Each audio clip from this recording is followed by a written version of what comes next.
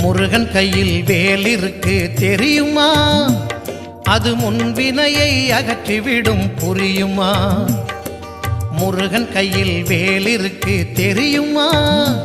அது முன்வினையை அகற்றிவிடும் புரியுமா? வேலை வணங்கி வந்தால் கிடைக்கும் பலன் கொஞ்சமா? தாளை பணிந்து விட்டால் விதியும் நம்மை மிஞ்சுமா? வேலை வணங்கி வந்தால் கிடைக்கும் பலன் கொஞ்சமா? தாளை பணிந்து விட்டால் விதியும் நம்மை மிஞ்சுமா?